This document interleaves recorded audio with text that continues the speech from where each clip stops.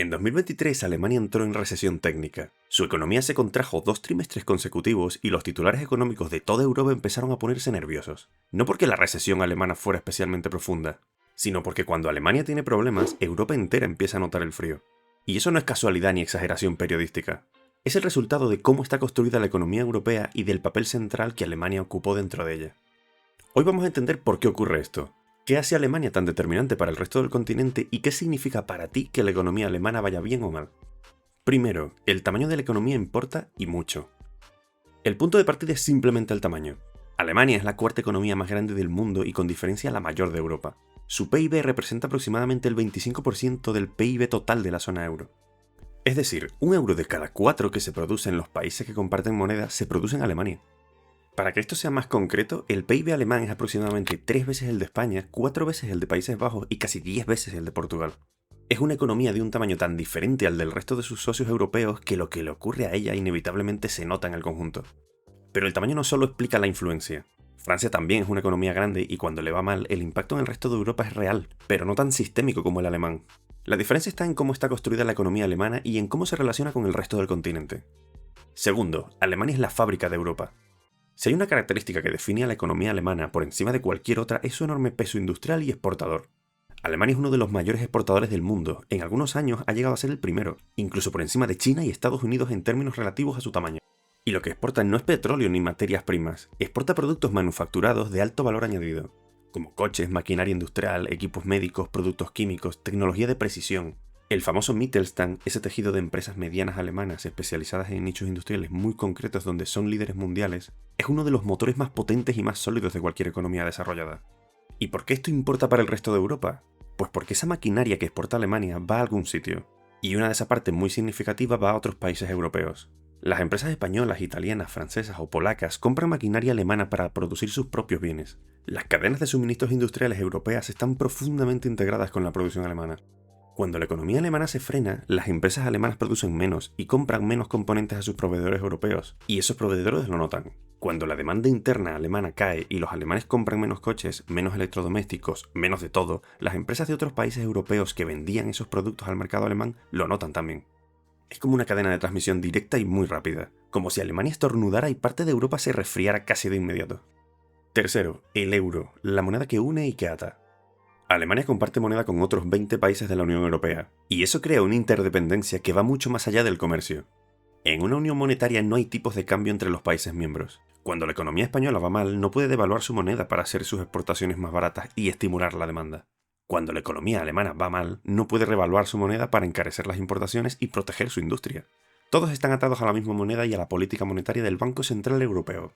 Y aquí está una de las tensiones más estructurales de la zona euro. El BCE fija un único tipo de interés para todos los países miembros, pero esos países tienen economías en estados muy diferentes. Lo que es el tipo de interés adecuado para Alemania puede ser demasiado alto para España en un momento de recesión o demasiado bajo para los países del norte en un momento de sobrecalentamiento. Históricamente Alemania ha tenido una influencia enorme sobre la política del BCE precisamente por su peso económico, y eso ha generado tensiones recurrentes con los países del sur de Europa que en distintos momentos han necesitado una política monetaria más expansiva de la que el consenso alemán estaba dispuesto a aceptar. La crisis del euro de 2010 a 2012 es el ejemplo más claro. Países como Grecia, España, Portugal e Irlanda necesitaban apoyo urgente y políticas expansivas. Alemania, con su profunda aversión cultural e histórica a la inflación y el endeudamiento excesivo, presionó por políticas de austeridad que en muchos casos agravaron la recesión en estos países antes de que las cosas empezaran a mejorar. Y no porque Alemania fuera maliciosa, sino porque su visión de cómo debe gestionarse la economía está profundamente arraigada en su propia historia y sus propios valores, y porque su peso político dentro de la zona euro le permite imponer esa visión en mayor medida que cualquier otro miembro. Cuarto, los bancos alemanes y el sistema financiero europeo. Hay otra vía de transmisión que es menos visible pero igualmente importante, el sistema bancario. Los grandes bancos alemanes Deutsche Bank y Commerzbank son los más conocidos, y están profundamente integrados en el sistema financiero europeo. Tienen exposición a deuda soberana de otros países europeos, financian empresas en toda Europa y participan en los mercados interbancarios donde los bancos se prestan dinero entre sí. Cuando la economía alemana tiene problemas serios, los bancos alemanes pueden verse bajo presión.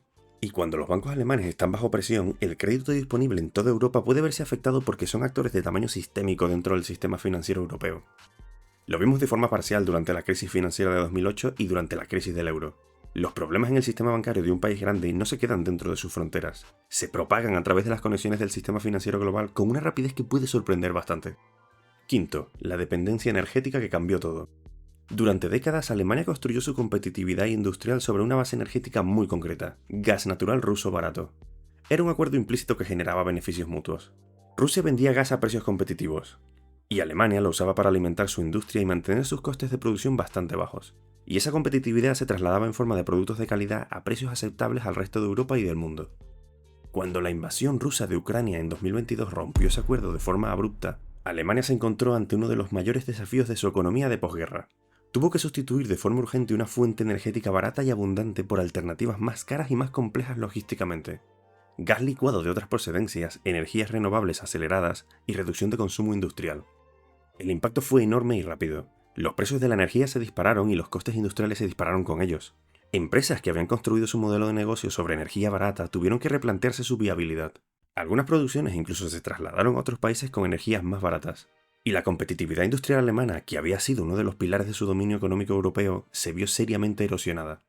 Las consecuencias de esa crisis energética no se quedó en Alemania. Se transmitieron al resto de Europa a través de todos los canales que hemos visto. Menos producción industrial alemana, menos compras a proveedores europeos, menos exportaciones alemanas, inflación energética que se extendió por todo el continente. Sexto, el modelo alemán y sus contradicciones. Alemania ha sido durante décadas el modelo al que se miraba el resto de Europa. Disciplina fiscal, superávit comercial, industria competitiva, bajo desempleo, estabilidad macroeconómica. El llamado modelo renano de capitalismo organizado con sus fuertes sindicatos, codeterminación empresarial y un estado de bienestar robusto pero financieramente sostenible. Pero ese modelo tiene tensiones estructurales que se han ido acumulando y que la crisis energética, la competencia china y el cambio tecnológico han acelerado de forma dramática. El superávit comercial alemán, que durante años fue motivo de orgullo, también fue objeto de crítica dentro de la propia Europa. Un superávit muy grande significa que Alemania exporta mucho más de lo que importa. Y en el contexto de una unión monetaria eso tiene implicaciones para los demás países que no pueden ajustar sus tipos de cambio. Los países del sur de Europa en particular acumularon déficits comerciales con Alemania que contribuyeron a sus crisis de deuda. La dependencia del sector del automóvil es otra vulnerabilidad estructural que se ha vuelto más visible en los últimos años. La famosa industria automovilística alemana como proveedor de materiales representa una parte desproporcionadamente grande de la economía y el empleo industrial del país. Y esa industria está en medio de una transformación tecnológica hacia el vehículo eléctrico que China ha dominado de forma sorprendentemente rápida. Los fabricantes chinos de coches eléctricos están entrando en el mercado europeo con productos competitivos a precios que los fabricantes alemanes tienen dificultades para igualar manteniendo su estructura de costes actual. Si la industria del automóvil alemana pierde cuota de mercado de forma significativa, las consecuencias para el empleo y el crecimiento en Alemania serán importantes, y esas consecuencias se transmitirían al resto de Europa. Séptimo, ¿qué significa todo esto para España y para ti? Hasta aquí hemos visto los mecanismos, ahora la parte más concreta. ¿Qué implica la situación de Alemania para la economía española y para las decisiones que puedes tomar? España y Alemania están profundamente conectadas de varias formas. El turismo es una de ellas. Alemania es uno de los principales mercados emisores de turistas hacia España. Cuando la economía alemana va mal y los alemanes tienen menos dinero disponible o menos confianza en su situación económica, viajan menos o gastan menos cuando viajan. Para una economía tan dependiente del turismo como la española, eso tiene un impacto medible en el PIB y en el empleo. Las exportaciones españolas a Alemania son otra conexión directa. España exporta productos agrícolas, vehículos fabricados en plantas españolas de multinacionales alemanas, productos industriales y servicios. Cuando la demanda interna alemana cae, esas exportaciones se resienten. Y el sistema bancario es una conexión más indirecta pero igualmente relevante. La salud del sistema bancario europeo, en el que los bancos alemanes son actores de peso, afecta a las condiciones de crédito disponibles en toda la zona euro, incluyendo España. ¿Y qué puedes hacer tú con esta información? No se trata de que salgas a hacer cambios dramáticos en tu economía personal cada vez que Alemania entre en recesión, pero sí hay algunas implicaciones prácticas. Por ejemplo, si trabajas en sectores muy dependientes del ciclo económico europeo, turismo, exportaciones industriales, logística internacional, entender que esos sectores están expuestos a lo que ocurre en Alemania te permite planificar mejor y tener un colchón financiero más sólido para los momentos en que el ciclo se gira. Si tienes inversiones en bolsa europea, los índices europeos tienen un peso muy significativo en empresas alemanas, por lo que cuando la economía alemana va mal, los índices europeos tienden a sufrir. Diversificar geográficamente tus inversiones más allá de Europa es una forma de reducir esta exposición específica. Y entender la relación entre la política del BCE y la situación alemana te ayuda a anticipar mejor los movimientos de tipos de interés que afectan directamente a tu hipoteca, a tus depósitos y a tus inversiones.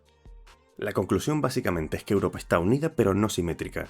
La Unión Europea y la zona euro son proyectos de integración extraordinariamente ambiciosos y en muchos aspectos exitosos. Pero son proyectos que integran economías de tamaños y estructuras muy diferentes bajo un mismo paraguas institucional y monetario. Esa asimetría hace que lo que le ocurra a la economía más grande del conjunto tenga un peso desproporcionado sobre el resto. No porque Alemania imponga su voluntad de forma deliberada en todos los casos, aunque su influencia política y económica sea innegable, sino porque las conexiones comerciales, financieras y monetarias que se han construido durante décadas de integración hacen que los ciclos económicos alemanes se transmitan al resto con una eficacia que ninguna frontera puede detener. Cuando Alemania va bien, el crecimiento se distribuye por el continente a través de esas mismas conexiones. Y cuando va mal, los problemas también. No de forma perfectamente simétrica ni con el mismo impacto en todos los países, pero sí de forma suficientemente significativa como para que lo que ocurre en Berlín o en Frankfurt acabe notándose en Madrid, en Roma o en Varsovia. Entender esto no va a cambiar el mundo, pero te da una perspectiva más clara sobre por qué las noticias económicas de Alemania importan aunque vivas a miles de kilómetros. Y en un mundo donde las decisiones económicas de otros países afectan a tu empleo, a tus inversiones y a tus condiciones de crédito, esa perspectiva tiene un valor práctico real. Si quieres entender mejor el contexto en el que se mueve todo esto, en el canal tienes vídeos que conectan directamente con lo que hemos visto hoy. Encontrarás cómo funcionan los mecanismos de transmisión económica que hemos descrito, o incluso qué es lo que pasa con nuestro dinero cuando hay una guerra. Te invito como siempre a echarle un vistazo a mi canal. Venga, dicho esto, nos vemos en el próximo.